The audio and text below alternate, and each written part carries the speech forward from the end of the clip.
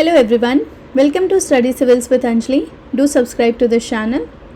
आज हम पढ़ने वाले हैं एक ऐसे गवर्नर जनरल जिसे कई historians the maker of modern British India भी कहते हैं और कई लोग उसे the architect of British imperialism भी कहते हैं। मैं बात कर रही हूँ लॉर्ड डलहौजी के बारे में।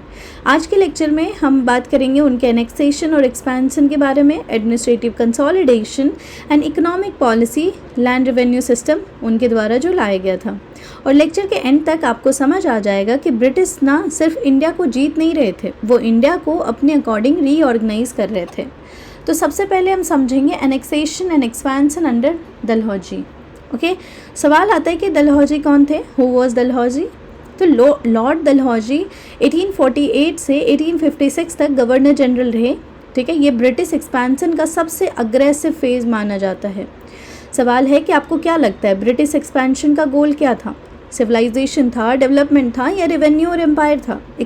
एग्ज़ाम में आंसर होगा कि revenue plus strategic control plus imperial expansion. Okay, सबसे पहले हम बात कर लेते हैं पंजाब के एनेक्सेशन के बारे में जो 1849 में हुआ था। इसको थोड़ा देख लेते हैं तो इसका बैकग्राउंड समझते हैं।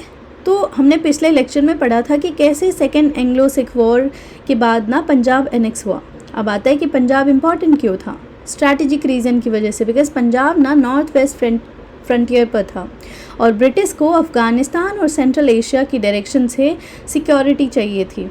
सो इकोनॉमिक रीज़न ये था कि पंजाब फर्टाइल रीजन था, रेवेन्यू भी ना बहुत मिल सकता था वहाँ से। कंसिक्वेंसेस क्या हुआ कि फॉर ब्रिटिश कि स्ट्रॉन्ग मिलिट्री रीजन मिल गया, रेवेन्यू भी इंक्रीज़ हुआ। इंडियन के लिए क्या हुआ कि सिख सोवरेनिटी ख़त्म हो गई। इमेजिन करो, है ना, आपके घर का ओनरशिप किसी और के नाम पे ट्रांसफ़र कर दिया जाए। अब घर वही है, लोग वही हैं, लेकिन डिसीजन मेकिंग किसी और के पास है। पंजाब के साथ ना कुछ ऐसा ही हुआ था। फिर उसके बाद पेगू एनेक्सेशन की बात करते जो उन्होंने 1852 में किया था। तो आज का जो म्यांमार है, बुर्मा रीजन है, वो एक इम्पॉर्टेंट रीजन है ना, का एक इम्पॉर्टेंट रीजन है पेगू, है ना। एनेक्स क्यों किया? तो सेकेंड एंग्लो बुर्मीज़ वॉर के बाद हुआ।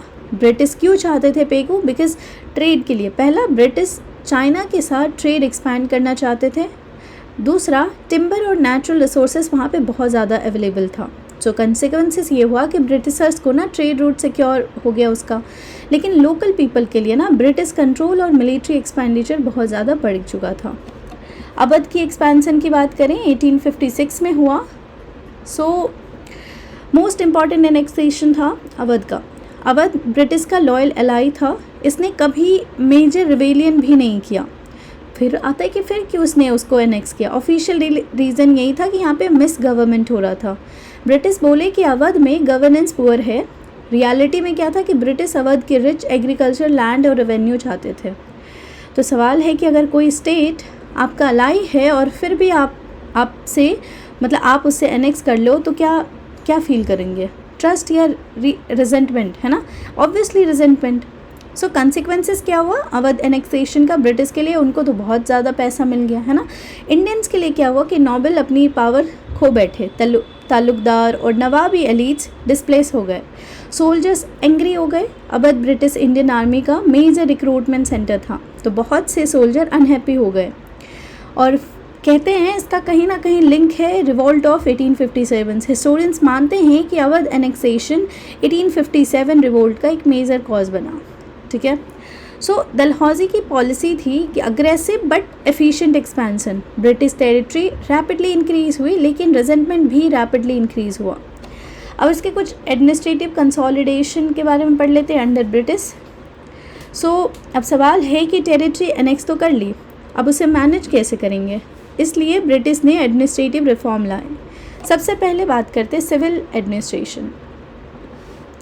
सो सेंट्रलाइजेशन, ब्रिटिश ने सेंट्रलाइज्ड एडमिनिस्ट्रेशन डेवलप किया। चार्टर एक्ट 1833 लाए, गवर्नर जनरल ऑफ बंगाल को गवर्नर जनरल ऑफ इंडिया बना दिया।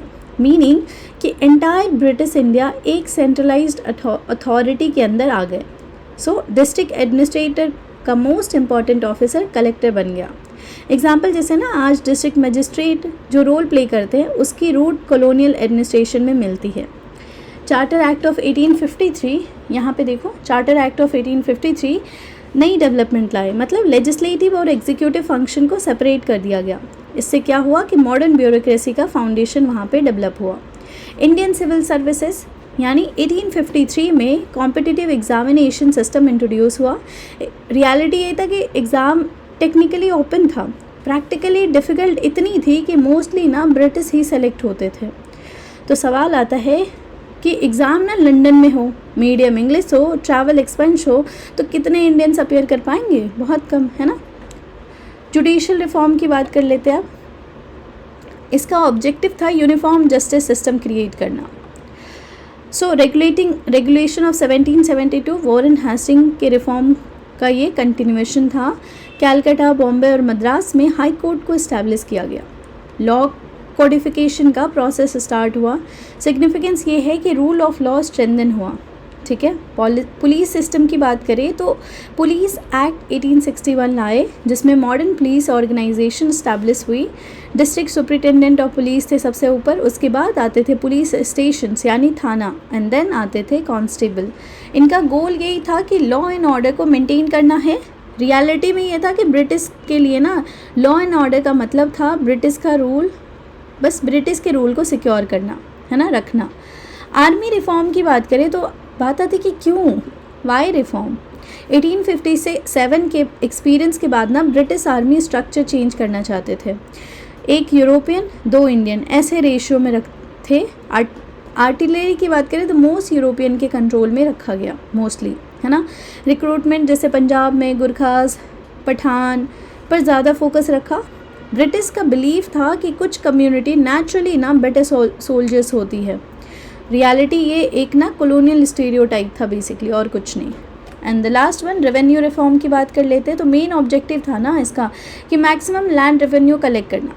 इंपॉर्टेंट पॉइंट ये था कि ब्रिटिश गवर्नेंस का हार्ट यहाँ पे रेवेन्यू कलेक्शन ही था। मतलब जैसे ऐसा मानो ना कि जैसे कैपिटलिज्म को क्या चाहिए, प्रॉफिट चाहिए ना, वैसे ब्रिटिशर्स को क्या चाहिए था, सिर्फ पैसे चाहिए थे, ठीक है। इकोनॉमिक पॉलिसी की बात कर लेते हैं इनके लैंड रिफॉर्म सिस्टम के बारे में। तो आता है सवाल कि क्यों लैंड रिफॉर्म लाया गया। तो ब्रिटिश को इंडिया से इनकम चाहिए थी, सबसे बड़ा सोर्स था लैंड रेवेन्यू, है ना। अब इसमें सबसे पहले हम बात कर लेते हैं परमानेंट सेटलमेंट की, क्योंकि यही आया पहले। 1793 में इंट्रोड्यूस किया लॉर्ड कॉर्नवालिस ने। एरिया कौन से थे, Bengal, Bihar and Orissa. Settlement with zamindar, है ना। रेवेन्यू परमानेंटली फिक्स कर दिया गया, स्टेबल इनकम मिलेगा यहाँ से। रियलिटी क्या था कि ज़मींदार बहुत अमीर होते गए, है ना। पीजेंट जो थे वो सफ़र कर रहे थे। अब एग्जांपल जैसे कि फार्मर का प्रोडक्शन कम हो या ज़्यादा हो, टैक्स फिक्स है तो आपको उतना ही देना पड़ेगा, है ना। चाहे बाढ़ आए या सुखाड़ आए, वो आपकी प्रॉब्लम है। अगर सरकार ने फिक्स किया तो आपको उतना देना पड़ेगा। तो सोचो ज़रा सा, ये कितना मतलब एक्सप्लॉयटेशन था बेसिकली, है ना। रयतबारी सिस्टम आया, ये इंट्रोड्यूस किया गया किसके द्वारा, थॉमस मुनरो के द्वारा, कैप्टन रीड के द्वारा। मद्रास एंड बॉम्बे में रयत जो फार्मर थे वो सेटलमेंट करते थे, गवर्नमेंट डायरेक्टली फार्मर से टैक्स लेती थी, ठीक है।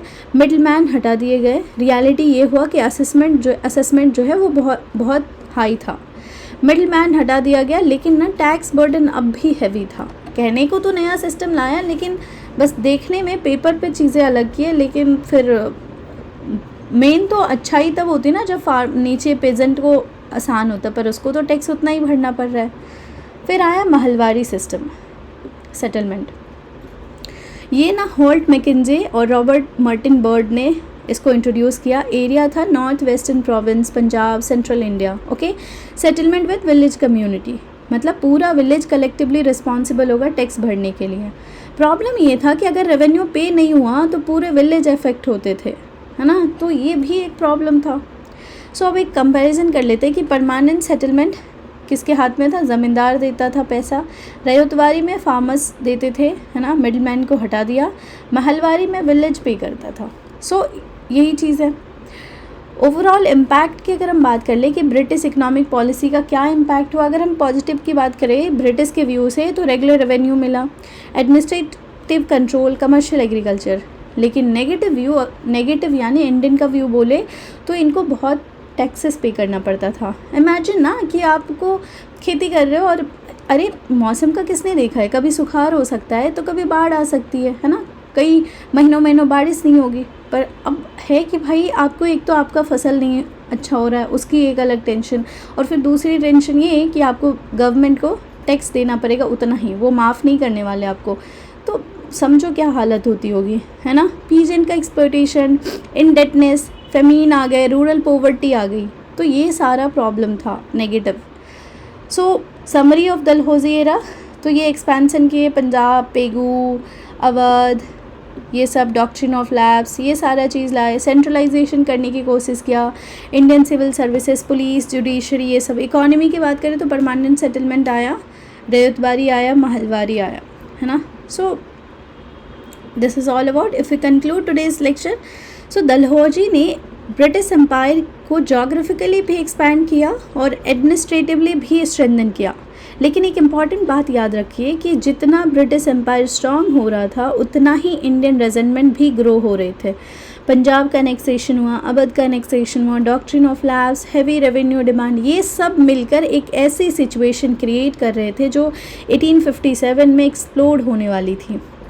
और इसीलिए हमारे जो नेक्स्ट चैप्टर होगा, रिवोल्ट ऑफ 1857, इसके बारे में पढ़ेंगे। पर उससे पहले ना हम कुछ इंपॉर्टेंट गवर्नर जनरल के बारे में भी पढ़ लेंगे, क्योंकि वो मेजर कन्फ्यूज़न होता है कि कौन थे, कहाँ थे, क्या क्या काम किया, वो वाला। तो if you like this lecture, do subscribe to this channel. Till then keep learning. Thank you so much.